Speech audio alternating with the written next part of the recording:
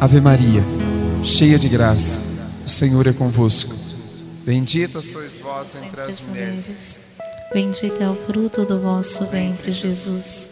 Santa Maria, Mãe de Deus, rogai por nós, pecadores, agora e na hora de nossa morte. Amém.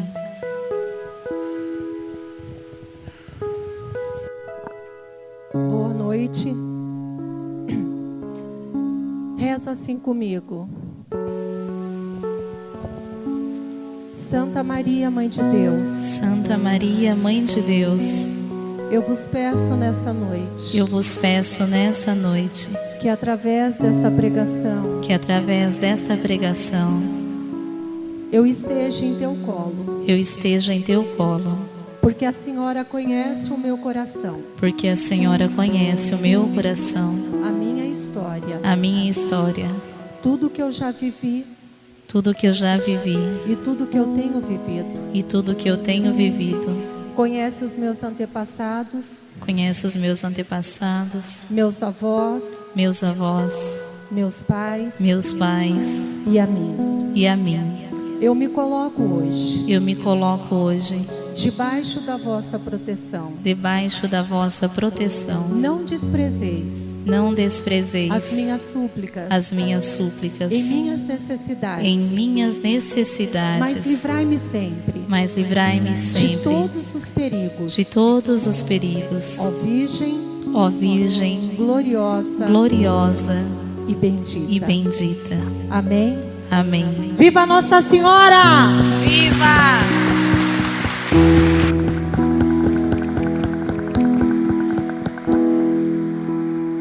Boa noite, povo de Deus.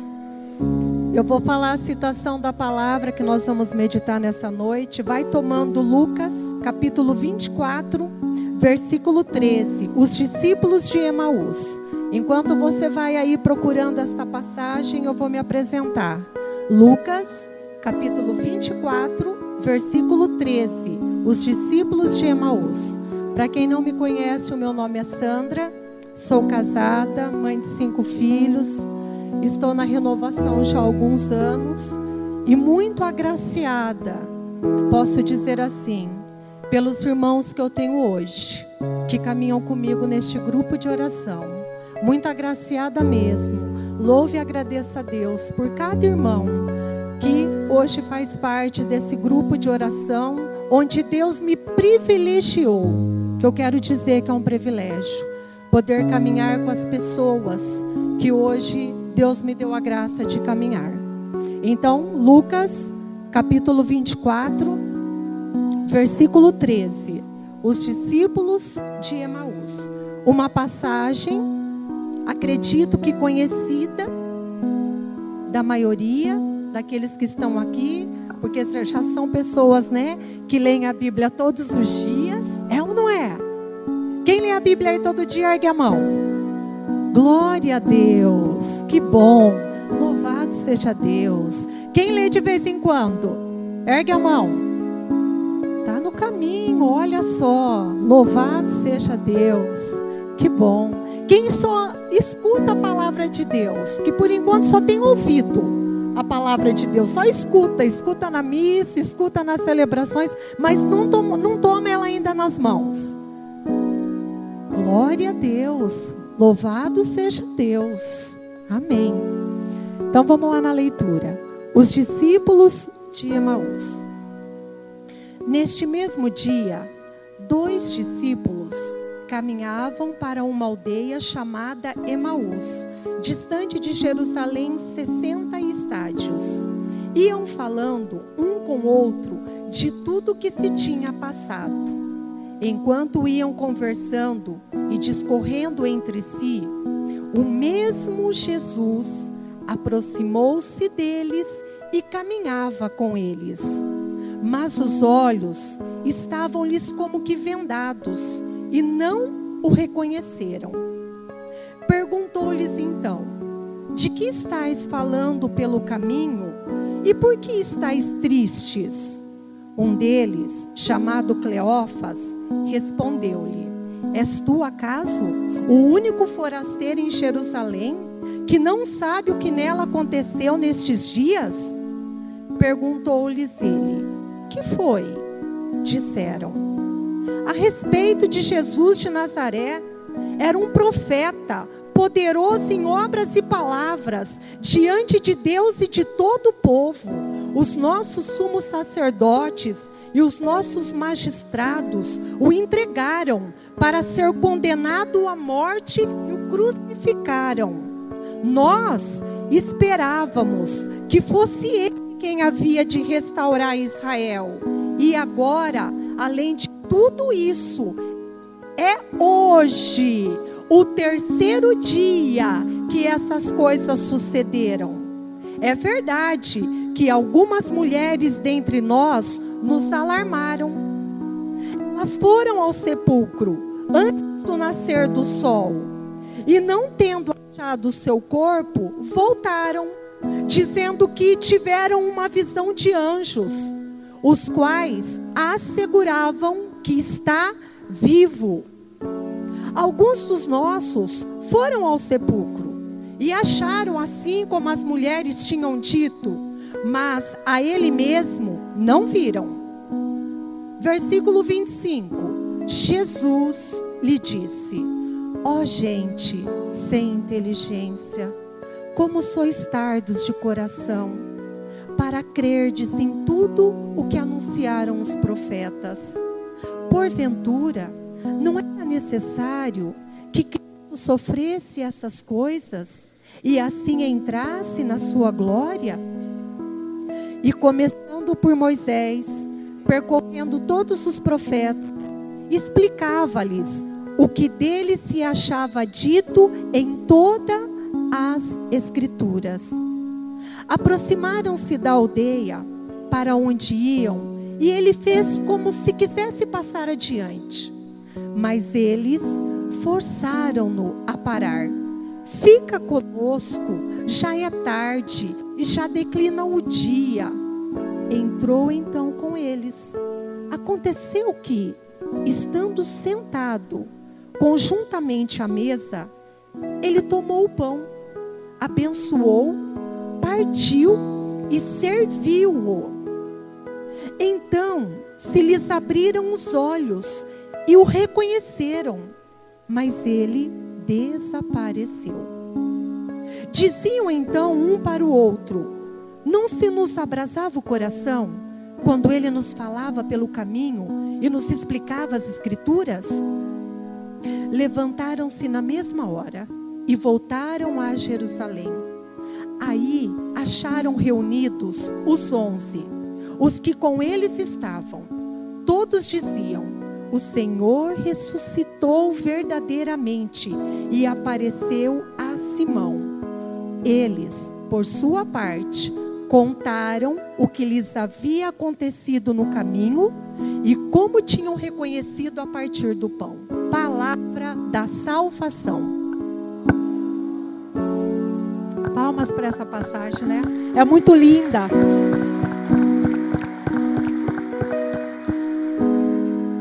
É muito linda essa passagem. E o tema dessa pregação é: Jesus caminha comigo.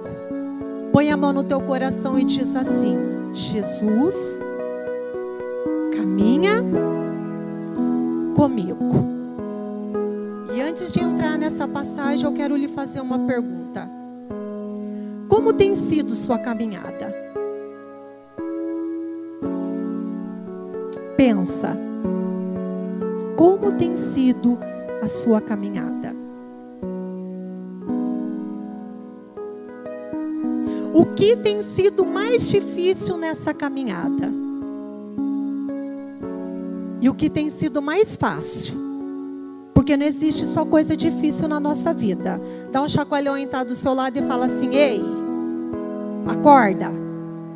Não existe só coisa triste. Tem coisa boa. Tem coisas maravilhosas. Tem coisas alegres. Tem conquista na sua vida.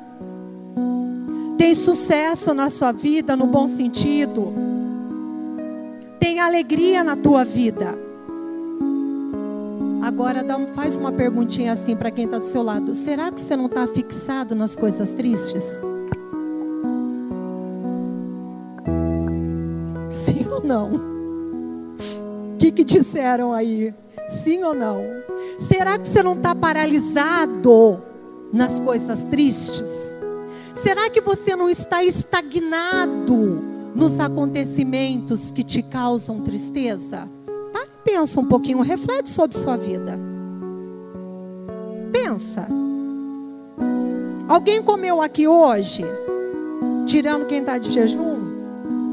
Quem comeu? Comeu comida, gente. Alguém comeu aqui hoje? Bebeu? Beberam? Pelo menos água? Estou falando suco, que às vezes não tem em casa, né? Mas tem água. Beberam água. É bom comer, não é bom? Se a gente não comer, sobrevive? Isso não é graça? Isso não é bênção? Não é bom? Quem te providenciou que você comeu, que você bebeu hoje? Através de acontecimentos, situações e pessoas. Quem tem provocado na tua vida situações de tristeza? E quem tem provocado na tua vida situações de alegria? Se você falar que você não achou, lá fora você vai levar uma chibata. E quem tem provocado situações de alegria na tua casa? Ou na tua vida? Vocês percebem, gente? Por que eu estou ainda nesses questionamentos? Porque o Senhor toca no meu coração através dessa passagem lindíssima que nós estamos meditando. Que o que aconteceu com esses dois? Eles conheciam Jesus, sim ou não? Conheciam, porque eles estavam onde? Em Jerusalém. E o que tinha acontecido em Jerusalém? Jesus tinha sido crucificado. E eles com certeza, não narra a escritura, mas acredito que eles estavam lá no momento da crucifixão de Jesus. Ok? Então eles conheciam Jesus fisicamente. Se não estavam presentes no momento da crucifixão, porém, em todo nos arredores daquela cidade de Jerusalém, todo mundo sabia o que tinha acontecido. É ou não é? Tanto é que quando Jesus está caminhando com eles, eles perguntam para Jesus: por acaso você é o único forasteiro em Jerusalém? Você não sabe o que aconteceu lá em Jerusalém? Eles fazem essa pergunta para Jesus ou não fazem? E eles falam espantado: você é o único que não está sabendo o que aconteceu? Então eles sabiam o que tinha acontecido. E esses dois discípulos estavam em Jerusalém. Porém, quando Jesus é crucificado, o que eles fazem? Eles saem de Jerusalém e vão caminhando distante de Jerusalém. E vão se afastando dessa cidade. E essa cidade tem um significado. Para nós hoje, Jerusalém é a Jerusalém celeste. É o céu. E eles começaram a se afastar de Jerusalém e tomar outro caminho. E por que eles se afastaram de Jesus? Como é que eles estavam? Vocês perceberam bem atenção em qual sentimento o autor coloca aqui? Pega aí no versículo 14, onde fala que eles estavam tristes. Olha aí o que diz. Iam falando um com o outro de tudo que se tinha passado. Enquanto iam conversando e discorrendo entre si, o mesmo Jesus fez o que nesse momento? Aproximou-se deles. Nesse momento em que eles estavam se distanciando de Jerusalém, aproximou-se deles e fazia o que além de se aproximar, gente? Caminhava com eles. Ele só não aproximou e foi embora, não. ele se aproximou e começou a caminhar com eles. Bate no teu peito de novo e fala: se ainda há dúvida, fala o teu nome. Se ainda há dúvida, Sandra, nessa noite, isso precisa cair por terra. Porque Deus caminha comigo.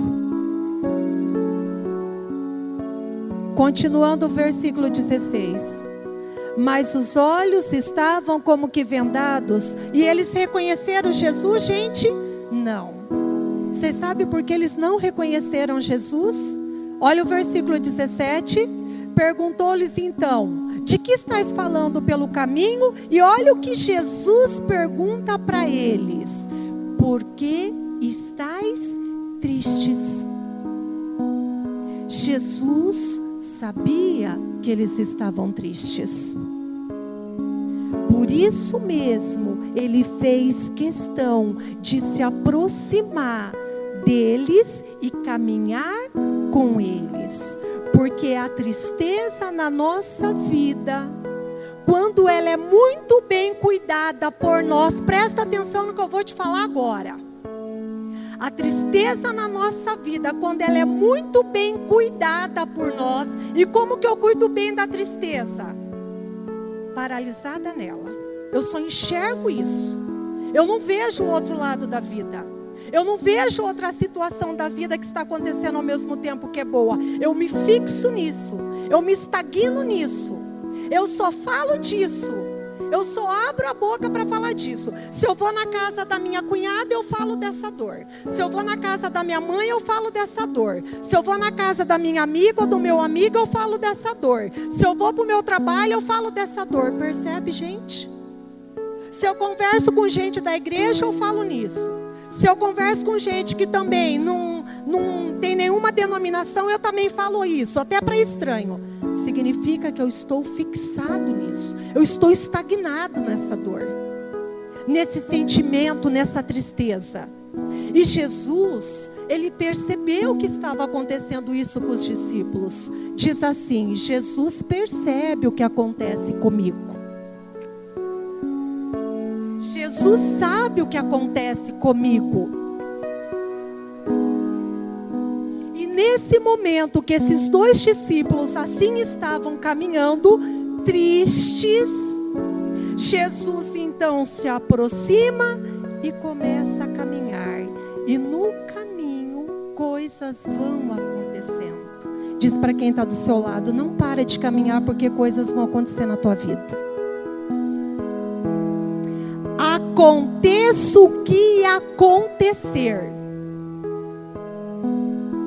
venha de onde vier essa tristeza, seja qual for a situação, continue caminhando. Isto é, continue acreditando em Jesus. Alimente a sua fé com a palavra de Deus, com a oração do Santo Terço, com a Eucaristia. Fortaleça a tua fé,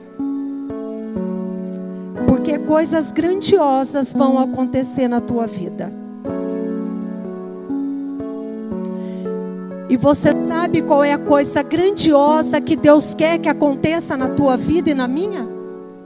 Você sabe qual é uma delas?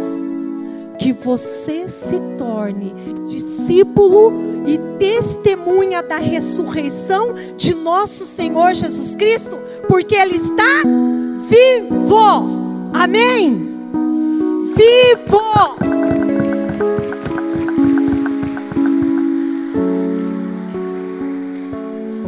E você sabe onde Ele está vivo?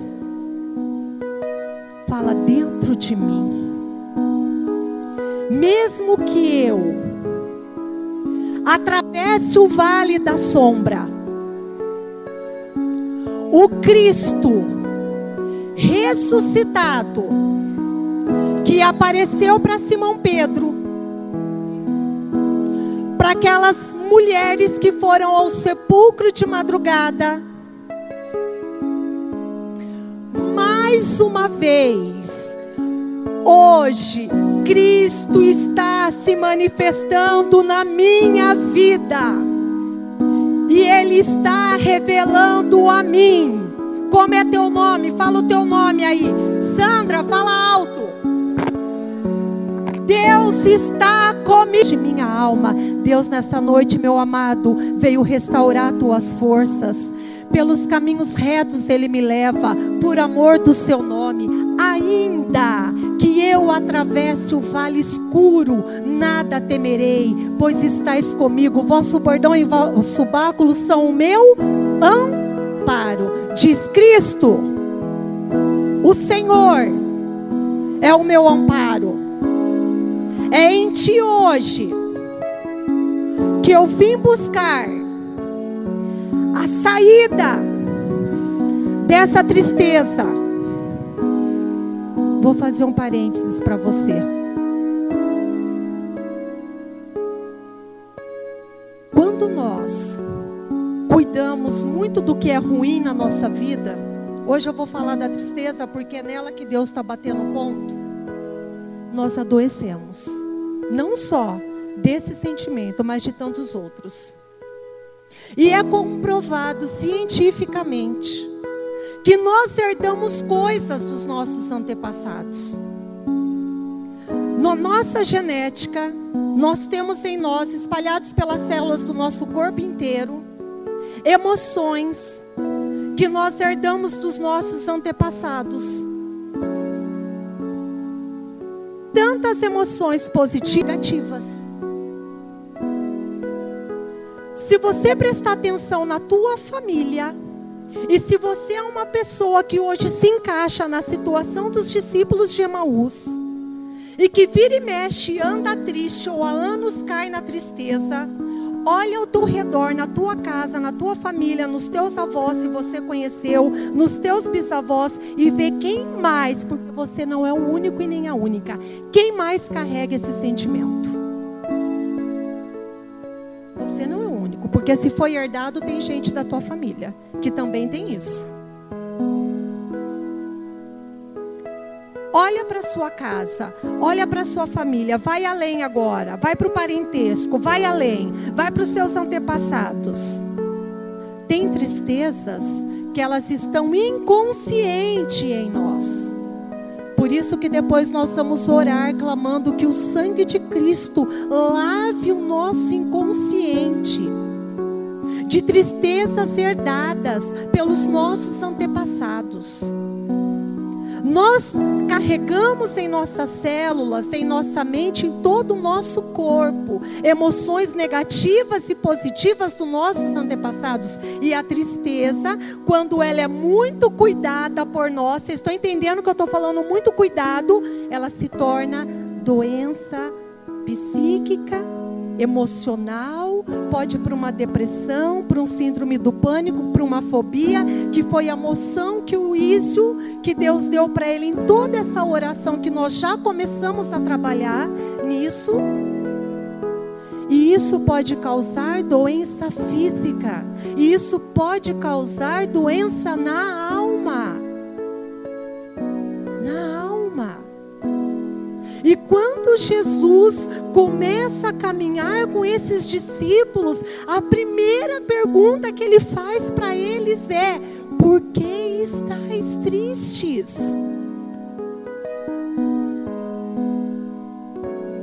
Esses discípulos, principalmente Cleófas, né? Porque o nome do outro não aparece, só aparece o nome de um.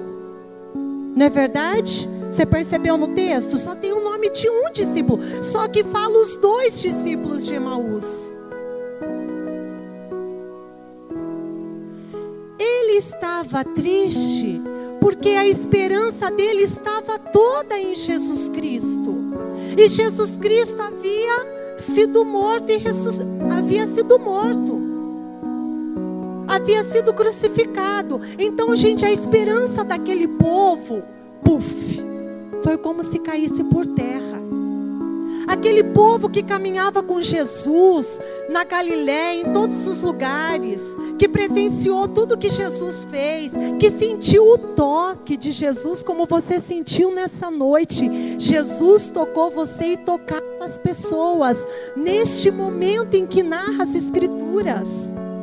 Essas pessoas, depois de tudo isso, ficaram arrasadas, decepcionadas, tristes, sem esperança. Eles eram a esperança. Jesus era a esperança desses 2 discípulos, desse povo. Só que Jesus havia sido crucificado, havia sido morto. E depois disso, então, quando eles começam a se afastar de Deus, de Jerusalém, e começa a cultivar essa tristeza no coração, e começa a caminhar com isso, Jesus, na sua imensa misericórdia, se aproxima deles, caminha com eles e começa a se revelar para eles.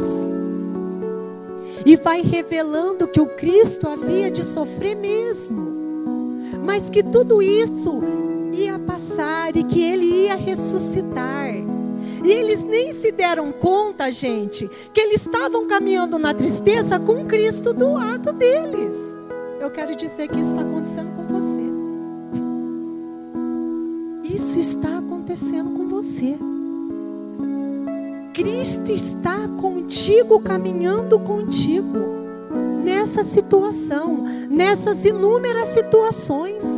Talvez você não consegue vencer um vício, isso te entristece. Mas Jesus está caminhando com você. Talvez essa tristeza venha por conta do seu esposo, ou da esposa, ou dos filhos, ou do emprego, ou de todas essas situações. Talvez você tenha clamado, pedido há tanto tempo por uma situação e ela não tem mudado. E isso começou a fazer com que você cuidasse ainda mais dessa tristeza. Não, meu amado, porque no final dessa palavra hoje que você acabou de ouvir e ler, Cristo ressuscitou e Ele está vivo diante dessa situação que não tem mudado na tua vida. Você entende isso? Ele está vivo e ressuscitado diante dessa situação que não tem mudado, diante dessa tristeza que não tem passado. E há uma música maravilhosa que eu me lembro agora, do Tony Allison, não sei se todos conhecem, esse cantor católico, mas onde ele diz desse Senhor que não sabe o que é falhar. Só que cutuca teu irmão aí, diga assim: a tristeza pode ter um outro desfecho na tua vida. Vai depender do que de hoje em diante você vai fazer com ela. A escolha é tua. Amém? Vai rapidinho para o versículo 31. Então lhes abriram os olhos e reconheceram. Perdão, vai um versículo antes, o 30. Aconteceu que, estando sentado conjuntamente à mesa, ele tomou o pão, abençoou, partiu e serviu-lhe. Quer dizer, serviu os discípulos. E depois desse momento, o que acontece com eles? Os olhos deles se abrem. Você sabe qual é o remédio para a tua tristeza? Quer que eu fale? Sim ou não? Quer que eu fale? Sim ou não? Acho que não quer não sentir firmeza. Tem gente que quer continuar vivendo nesse mundinho, nesse lamaçal. Quer que eu falo? Sim ou não? O remédio. Eu estou brincando com você, que é para ver se quebra esse gelo dessa cara emburrada, dessa cara triste e carrancuda. Sabe por quê? Porque o remédio para a tua tristeza chama Eucaristia. Amém? Você está entendendo? A Eucaristia, o corpo, o sangue de Cristo, Ele é o remédio para tudo, não só para a tristeza, mas para tudo. Você está compreendendo? Mas eu recebi a Eucaristia domingo, segunda-feira eu estava triste. O que você fez com a tristeza? Eu posso muito bem receber a Eucaristia no domingo, na segunda eu recebo uma notícia que um ente querido meu morreu. Você acha que eu não vou ficar triste porque eu tomei a Eucaristia? Claro que eu vou ficar triste. É óbvio. Eu posso muito bem receber a Eucaristia e depois disso, super alegre. Não, gente. É porque eu já descobri que eu herdei dos meus antepassados tristeza. E porque para eu ficar triste, é muito pouquinho. Não precisa de muita coisa. E porque eu já entendi isso, já compreendi como eu funciono, de onde vem isso e por que eu faço isso, então agora, remédio, mudança, vamos mudar a postura, vamos mudar o pensamento, vamos fazer outras escolhas. Sandra, mas eu posso fazer isso? Pode e deve. E se você quer, eu quero te convidar para levantar. Só quem quer, quem não quer pode ficar sentado, reza sentado. Não tem problema, Deus te ama e te respeita, porque Ele respeita a sua liberdade. Diz assim: Senhor Jesus, eu preciso e quero tomar a decisão de buscar outros meios quando a tristeza chegar em mim, estiver em mim. Eu peço que o Espírito Santo, que é repleto de criatividade, de sabedoria, de discernimento, venha sobre mim e me levante, fazendo com que eu olhe além dessa tristeza, porque na Escritura também diz que tudo concorre para o bem daqueles que amam a Deus.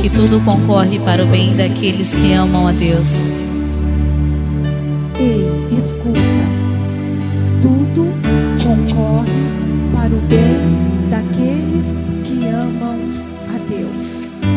E um dia, eu ouvindo uma pregação do Padre Jonas Abib, ele dizia que tudo é tudo. A morte do ente querido, sim. Essa separação, sim. Esse problema dentro de casa, sim. Quando a nossa vida está entregue de coração nas mãos de Deus, e nós buscamos um caminho com Deus e viver aquilo que Deus quer para nós, tudo concorre para o bem daqueles que amam a Deus. E eu preciso te dizer uma coisa olhando para os teus olhos. Desculpa se eu me emocionar, mas eu conheço um pouco a tua história. Se tudo ocorre para o bem daqueles que amam a Deus, talvez, meu amado, se Deus já tivesse curado a tua mãe, hoje você não estaria dentro dessa igreja. Você não estaria buscando mais o Senhor. Porque talvez o teu único problema é ela e mais nada. Talvez tudo foi bem sucedido. Talvez você se casou bem casada com quem queria, apaixonada, tem um filho que ama, mas tem essa dor na tua história. Eu não sei, meu amado, o que você vive. Eu sei das minhas tristezas, das minhas dores. Mas eu quero dizer que nessa noite, como você, porque eu não sou melhor que você, e também passo por coisas dificílimas e tristes.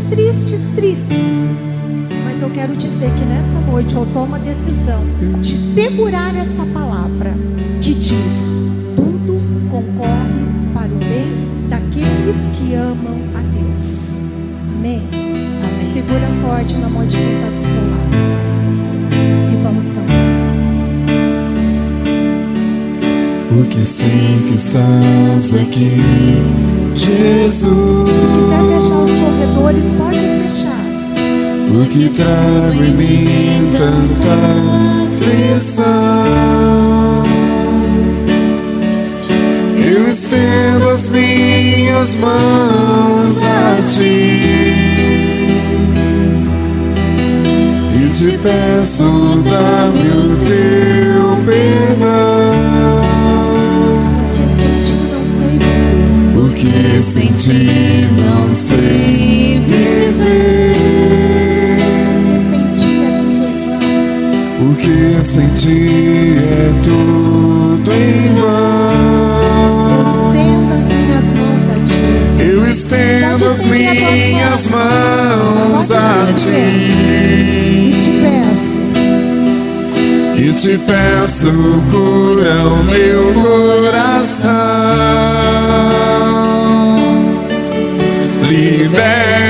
Liberta-me com Teu amor. Liberta-me, Senhor. Que brilhe em mim a Tua luz.